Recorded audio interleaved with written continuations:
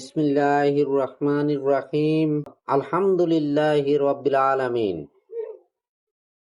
সমস্ত প্রশংসা মহান আল্লাহ পাক রাব্বুল ইজ্জাতের জন্য। মহান আল্লাহ 18,000 আলমের মধ্যে মানুষকে শ্রেষ্ঠ বলে দুনিয়ার বাজারে পাঠাইছেন। তাহলে এই মানুষ আজকে কি দিয়ে মানুষ হয়? আর এটা হলো জিল হজের চাঁদ। এই চাঁদের মধ্যে এটা হলো কুরবানির চাঁদ। জিল হজের চাঁদে আমরা সবাই এই কুরবানির নিয়ম নীতি নিয়ে এসেছেন। কে এই কুরবানিটা পাঠালেন? কে? এই চাঁদে কোথায় থেকে চাঁদ ধরা হলো? ইব্রাহিম খলিলুল্লাহ হইতে এই চাঁদের উদ্ঘাটন হয়েছে। ইব্রাহিম খলিলুল্লাহ কে বলা হলো তোমার প্রিয় একটি বস্তুকে কুরবানি করো। সে প্রিয় বস্তুটা কি? প্রিয় বস্তুটা ইসমাইল আলাইহিস সালাম, অর্থাৎ আমিরদের একটি প্রতিচ্ছবি, মায়ার প্রতিচ্ছবি। ইসমাইল আলাইহিস সালামকে এবার শুয়ায় নিয়ে উনি কুরবানি করবেন। মায়া এবং মোহে বশীভূত হয়ে তিনি পারতেছেন না। ইসমাইল আলাইহিস সালাম বলতেছে, আব্বা আপনার চোখের পরলটা আরো বেশি করে দিয়ে বেঁধে আমার মায়া ছেড়ে দিয়ে আপনি কুরবানি করেন। তাহলে ইব্রাহিমের আগে ইসমাইল কুরবানি হয়ে গেছে। সেই কুরবানিটা কি? কুরবানিটা হলো এই মনোভিত্তিক পশুত্বকে ত্যাগ করে দিয়ে তাকওয়ার মাধ্যমে সেই ব্যক্তি আল্লাহর রাহে নিজেকে বিলীন করে দেওয়া, আমিরত্বকে বিলীন করে দেওয়ার নাম হলো কুরবানি। যখন এটা হলেন, ইব্রাহিমকে বললেন, তখন উনি মনে প্রাণে ভিতরে তখন ওই আমিরত্ব ছেড়ে দিয়ে এইবার যখন নাকি নিয়ত পূর্ণাঙ্গ হয়ে গেল যে এবার ফেঁস দিবে কুরবানি, তো ভিতরে আগে ওই ফেঁসটা চললো। ওই নিয়তটা তো ভিতরে করা হয়। যখন নাকি ফেঁস দিবে যে এখন কুরবানি করে দিব, বাবা তুমি ঠিকই বলেছো, সাথে সাথে আল্লাহর কুদরতে ইসমাইলকে টান দিয়ে ওখানে দুম্বা শুয়ে দিলেন, আর কুরবানি হলো দুম্বা।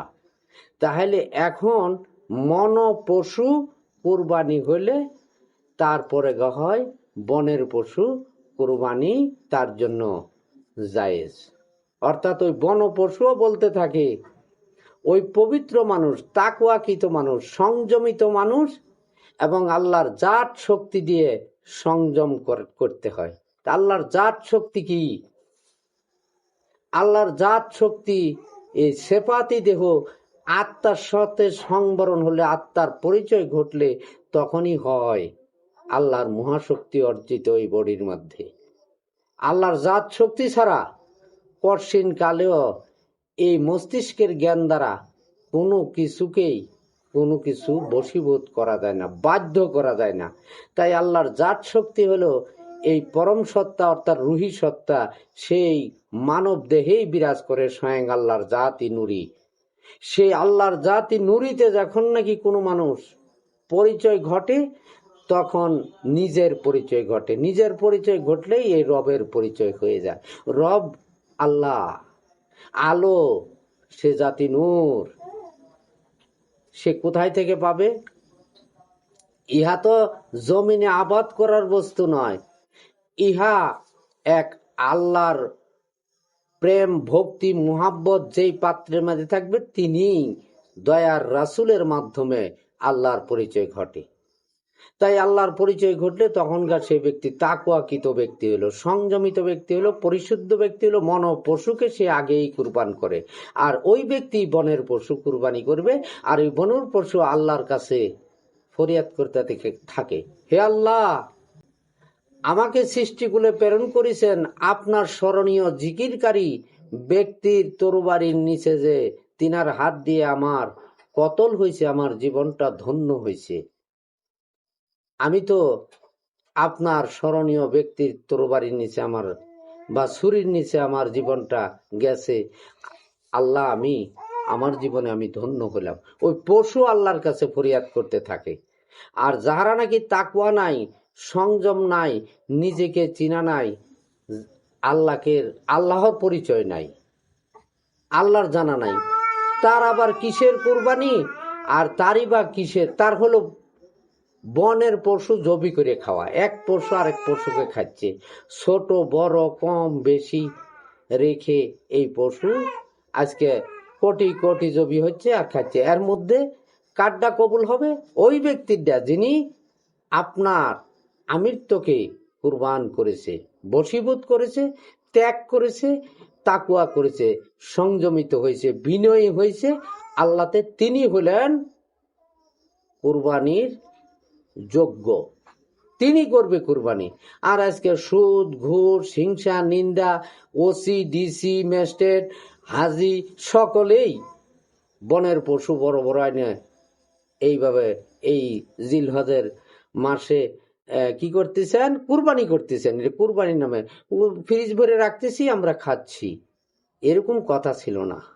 তা সূরা হজের 37 নম্বর আয়াতে বলছে এই পশুর রক্ত এবং গোস্ত আল্লাহর দরবারে পৌঁছে না, পৌঁছে এই মানব, এই মানব বডির তাকওয়া এবং সংযম এবং প্রেম ভক্তি মোহাব্বত এবং ত্যাগ, ইহা আল্লাহর পাক দরবারে পৌঁছবে। তা আল্লাহ তো রয়েছে মানব অভ্যন্তরেই, তাই চিনতে হবে, জানতে হবে, পরিচয় হইতে হবে। তাই নিজের পশুটা আগে কুরবানি করতে হবে। সেই পশু কুরবানি হলে তখনকার সেই ব্যক্তির কুরবানি এই জগতের বনের পশু তখন কবুলিয়াত হবে। নচেত কোনো এই কুরবানি হলো শুধু গোস্ত খাওয়ার কুরবানি। তাই আমাদের অনেক গর্ব, আমরা কুরবানি করি। আর যিনি কুরবানি হয়েছে তিনার তো গর্ব নাই, তিনার অহং নাই, তিনার কোনো রকম আমিত্ব নাই। সমস্ত এই আমিত্ব মোহকে আগেই কুরবানি দিয়েছে। তিনি কিছু বলেন না, তিনি বুঝেন না, তিনি মনে হয় যে বোবা, তিনি দেখেও দেখেন না, তিনি শুনেও শুনেন না।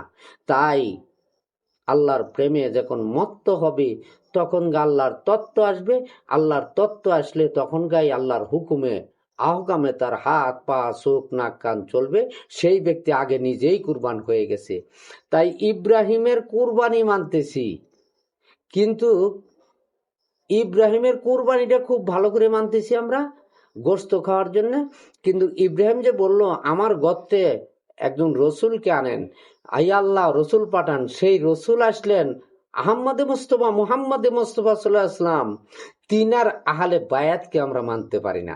তিনার আহলে বায়াতে গেলে আমাদের অনেক জ্বালাপালা উঠে, অর্থাৎ এই হস্তপ্রদ কর্ণ নাসিকা যে থাইকেও থাকবে না, দেখেও দেখবে না, ওইটা তো হবি না।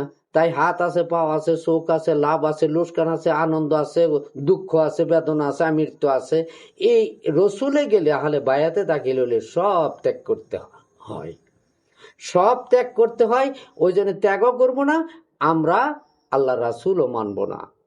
কিন্তু ইব্রাহিমের কুরবানি মানে ইব্রাহিম যে রসুল নিয়ে আসলেন আল্লাহর কাছে ফরিয়াদ করে, সেই রসুলের আহলে বায়াতে দাখিল না হওয়া পর্যন্ত আল্লাহর জাতের পরিচয় ঘটবে না, সে ব্যক্তি মনুষ্যত্ব পাবে না, সেই ব্যক্তি যে কুরবানির যোগ্য হলো না, নিজ পশু কুরবানি দিতে পারলো না, এইটার কোনো হুদিসই নাই, তাকুয়া নাই। আজকে কেউ ওই কাজটি করতেছেন না। করতেছে কি? আমরা কুরবানিওয়ালা। তাহলে কুরবানি আগে নিজেকে করেন, নিজের আমৃত্যুকে করেন, তবে এই হলো পূর্ণ কুরবান। নচেত এটা কুরবান নয়, এটা হলো গোস্ত খাওয়া। তার মধ্যে রয়েছেন এত এত লক্ষ লক্ষর মধ্যে নাই, নিশ্চয়ই একজন রয়েছেন যিনি সেই রকম ব্যক্তি হয়েছেন তাকওয়াকৃত সংযমিত, তিনার কুরবানি আল্লাহ কবুল করে নিচ্ছেন। এ পর্যন্ত আজকের এই জিলহজের বলা বক্তব্য এখানে শেষ। আমরা সামনে আরো কিছু বলার উদ্যোগ নেব ইনশাল্লাহ। আজকে আমরা সবাই এই মনুষ্যত্ব অর্জন করব, পবিত্র হব এবং কুরবানি করব।